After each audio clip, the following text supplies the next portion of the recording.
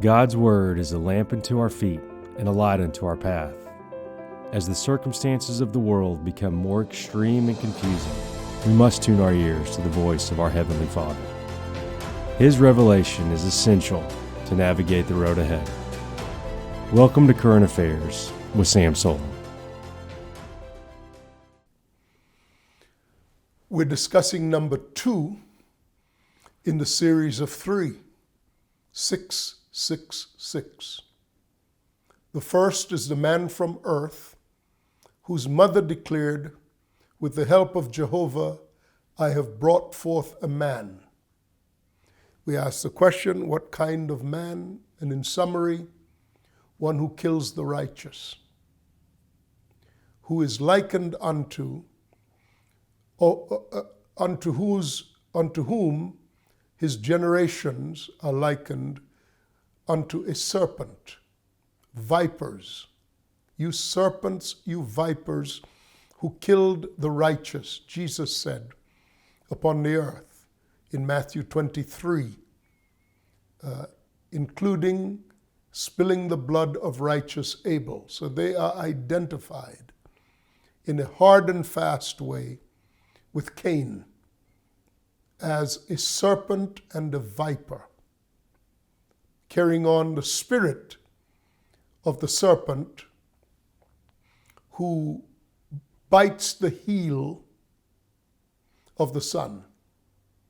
That ancient prophecy in Genesis, the 3rd chapter, verse 15, that is finally fulfilled in the book of Revelation, the 13th chapter, and indeed in the whole of the book of Revelation. So we're chasing down the spirit of the viper that bites the heel of the righteous, manifesting in Cain for the first clear iteration thereof.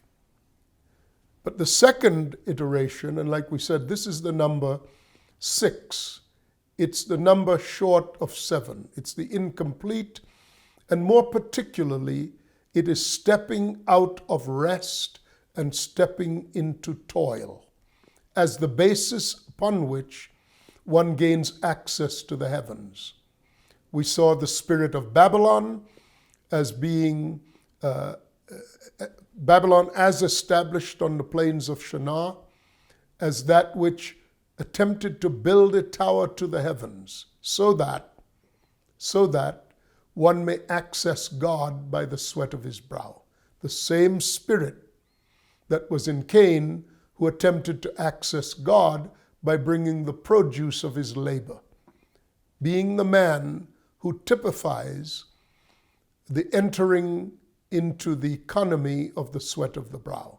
He's the first man in Scripture clearly identified as the one who lives by the sweat of his brow, bringing the fruit of his labor as an offering to God, and thereby establishing self-righteousness as the basis of his relationship to God.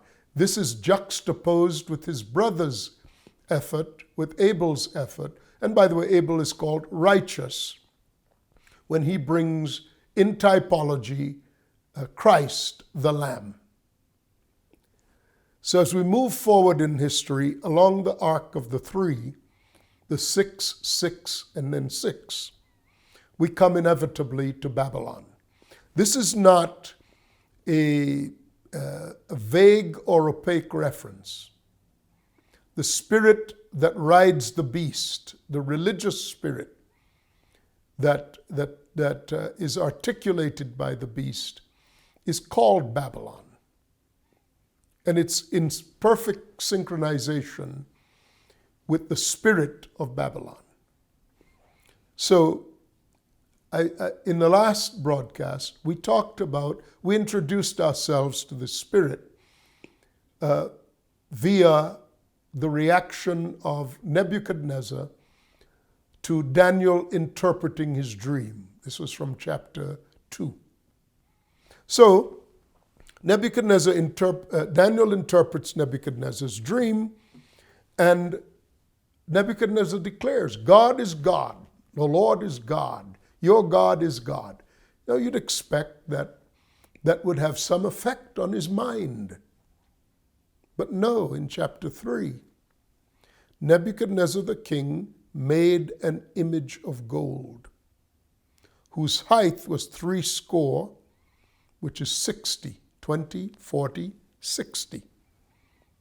So his height is 60, and his breadth is 6.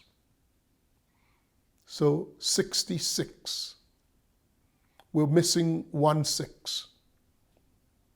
The first 6 is the man from the earth, Cain. The second 6 is depicted in Nebuchadnezzar's idea of religion in Babylon. Nebuchadnezzar the king sent to gather together all the princes, judges, governors, sheriffs, treasurers, counselors, rulers of the provinces, to come to the dedication of the image which Nebuchadnezzar had set up. Now, this is not overtly an image of one of the gods of Babylon. They're coming to dedicate an image that Nebuchadnezzar had built. To whom? Well, he makes this great image of gold. This is a depiction of his religious hegemony, that he and the image are one. I'll point out to you that a few chapters hence, the people are saying that there should be, I think it's in chapter 4, maybe chapter 5, that nobody should be worshipped for 30 days unless no one should be worshipped for 30 days unless they were worshiping Nebuchadnezzar. So, and this is what resulted in Daniel being put in the lion's den.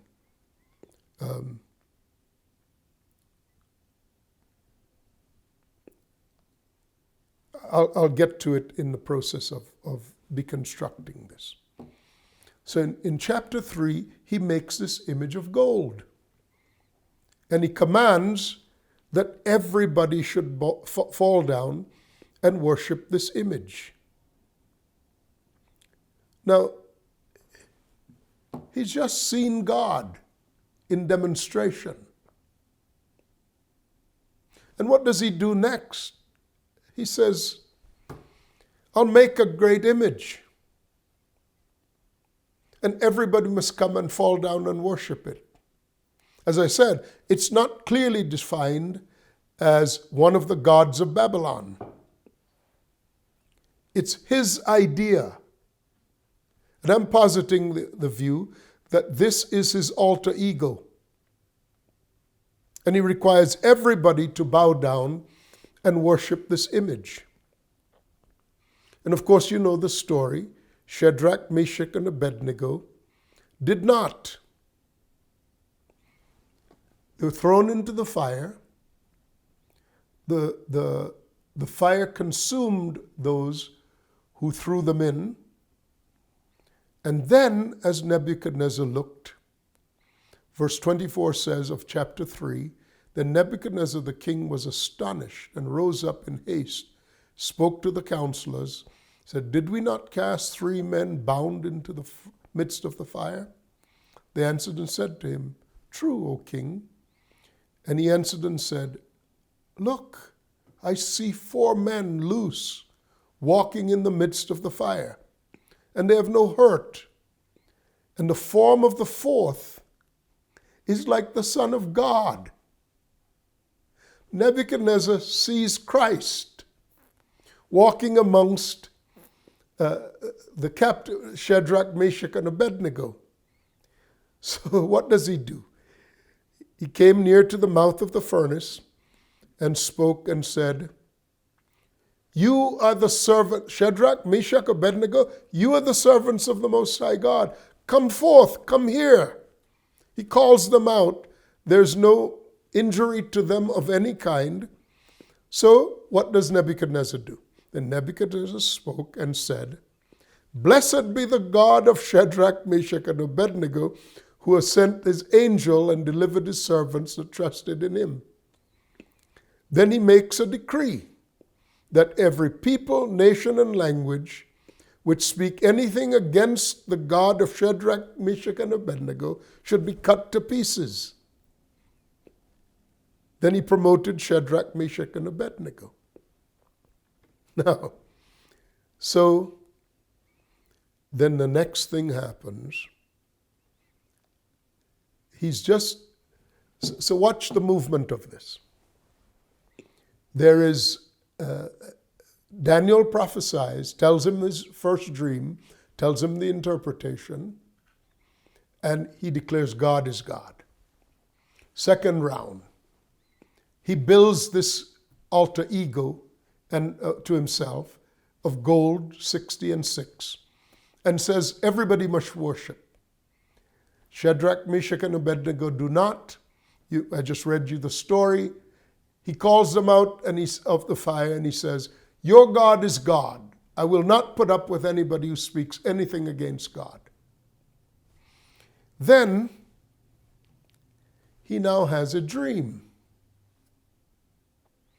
And he remembers the dream.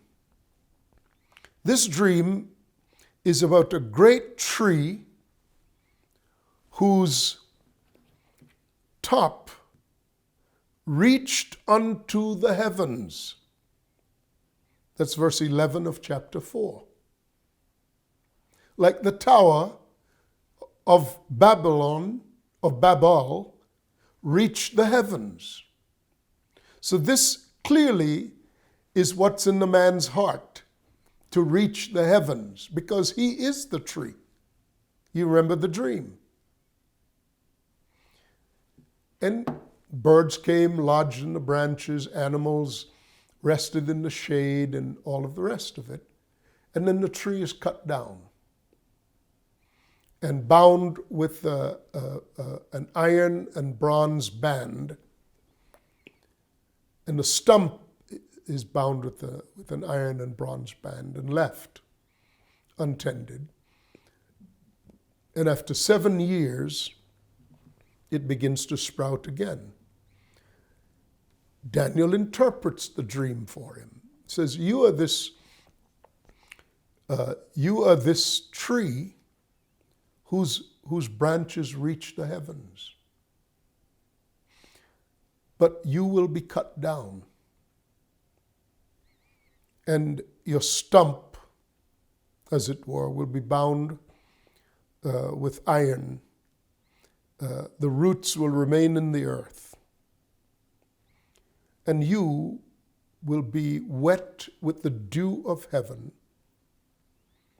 And you will be assigned a portion with the beast. With the beast in the grass. His heart, let his heart be changed from a man's, and let it be a beast's heart.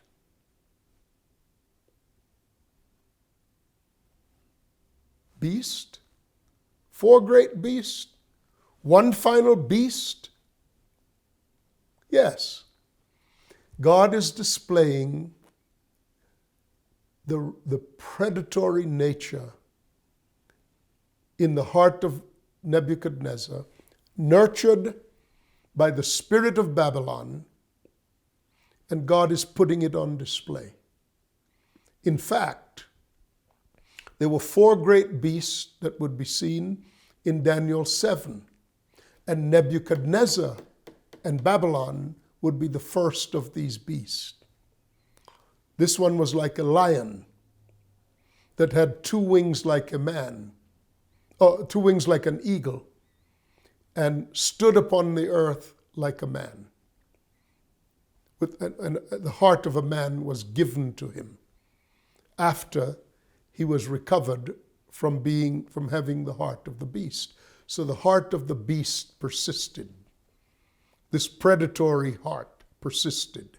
This self-aggrandizing heart persisted. And God warned him that he'd be cut down. Now, what's the next thing that he does? And he was humiliated. His body was wet with the dew of heaven, just like it was said. But in chapter 34, he was restored. Rather, in verse 34 of chapter 4, he was restored. Now, the next thing you know is Nebuchadnezzar has the men of Babylon, after Daniel had become so highly promoted, they in fact,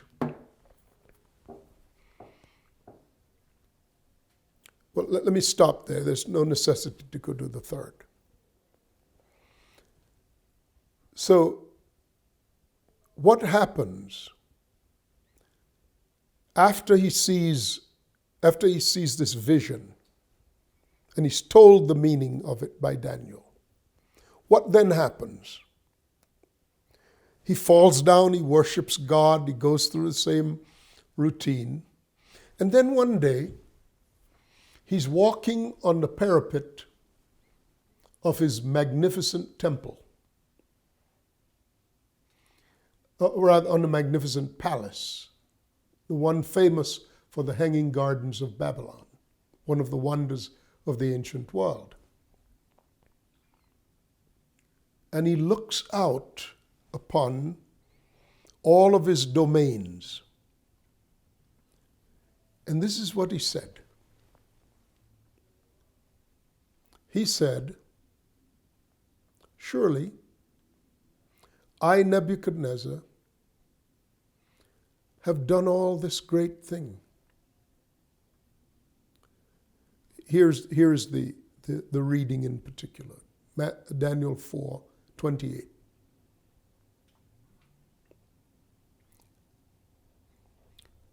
At the end of 12 months, he walked in the palace of the kingdom of Babylon.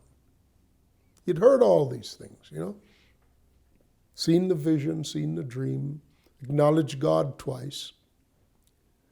Now he's walking in the palace that is central to the kingdom of Babylon.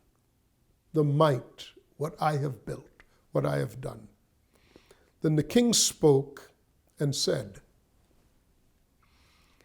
"Is not this great Babylon that I have built for the house of my kingdom, of the kingdom, by the might of my power and for the honor of my majesty?" Does that sound like offering sacrifices of the fruit of your works to God? Same spirit. I'll read it again. This is Daniel 4:28. This is the spirit of Babylon. All this came upon the king, all that had been prophesied. At the end of 12 months, 12 months from the time he got the vision and the interpretation, he was walking in the palace of his kingdom of Babylon. Now, how short term is his memory? He's twice now been confronted with the reality of God. First, Daniel interprets his dream. He falls down, worships, says, God is God. Then he turns right around, makes an image of 60 and 6, which is his alter ego. Calls all of his kingdom to worship it. And Shadrach, Meshach, and Abednego did not. He has them thrown into the fiery furnace. Big mistake. You've already said God is God. But when they appear with the Son of Man in the fire, you fall down again and you worship and you say, God is God, and I won't put up with anybody who speaks anything blasphemous against the God of Shadrach, Meshach, and Abednego. So the God of Daniel, the God of Shadrach, Meshach, he's the one God. And twice now he has borne witness to the truth of the one God. Then he's given this dream in which he's shown that he is this tree that attempts to reach the heavens by his own might, and he's cut down, and he's going to go through a period of 7 years of depravity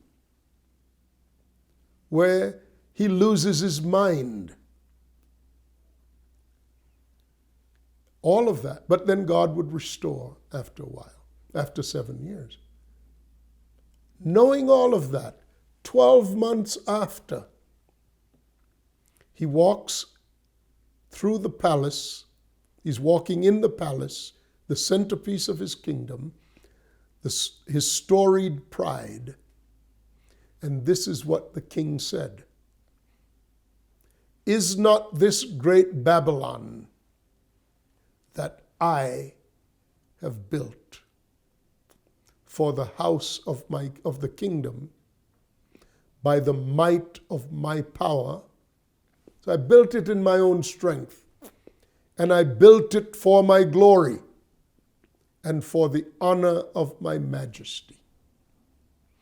While the words were in the king's mouth, there fell a voice from heaven saying, O King Nebuchadnezzar, to thee it is spoken, the kingdom is departed from thee, and they shall drive you from men and your dwelling, and shall be like the beast of the field. You'll be like the oxen, until you know that the Most High rules in the kingdoms of men, or the Most High is sovereign over the kingdoms of men, and gives them to whomever he wills. The same hour the thing was fulfilled upon Nebuchadnezzar, and he was driven from men, and did eat grass as oxen, and his body was wet with the dew of heaven, till his hairs were grown like eagle's feathers, and his nails like bird's claws.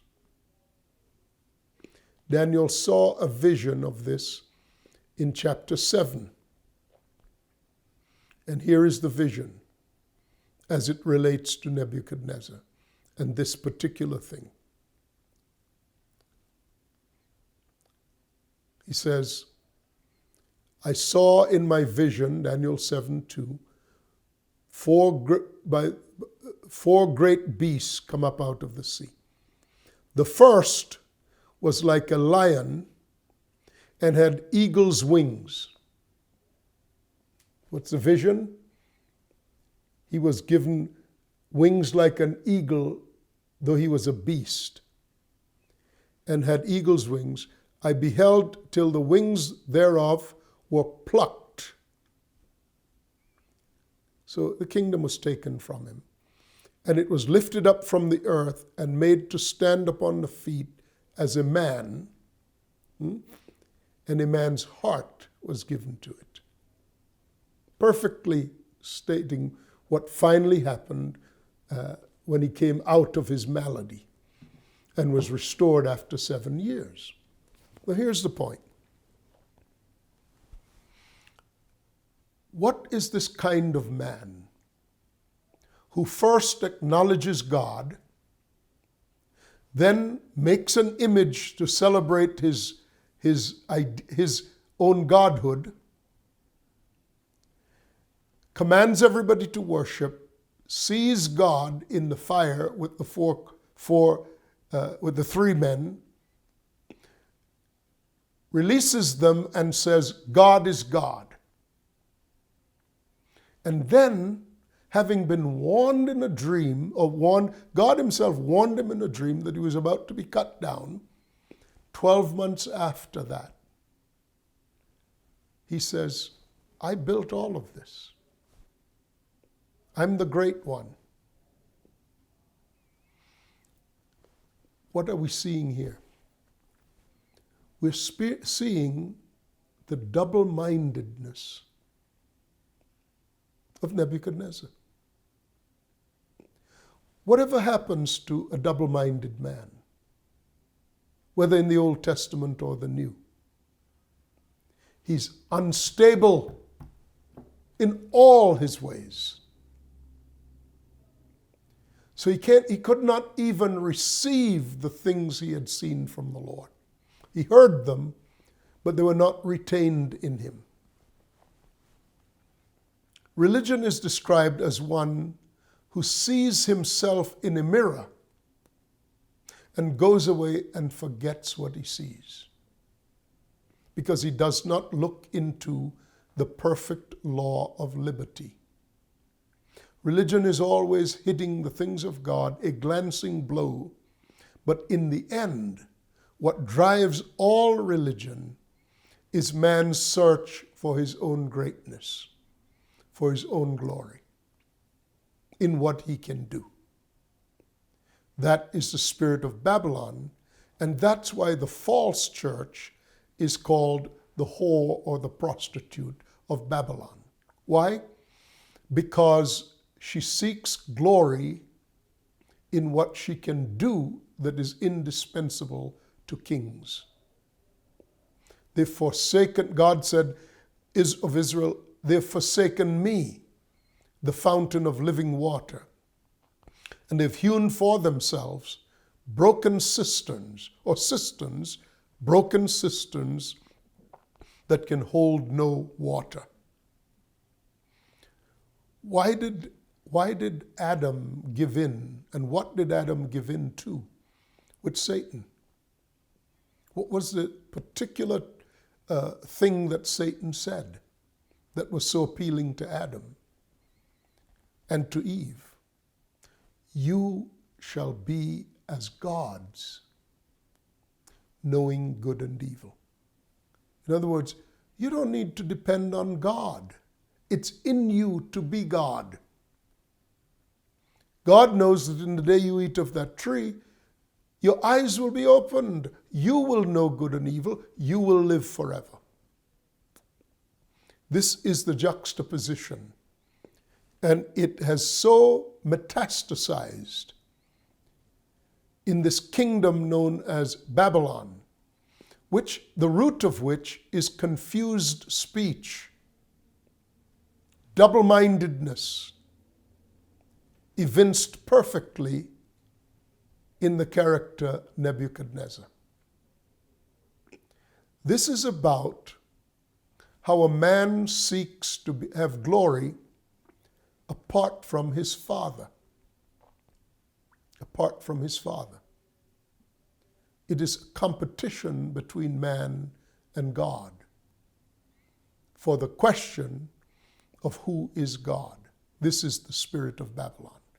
Now, Babylon is, in the sequence of 3 6s, the man who lives by the sweat of his brow.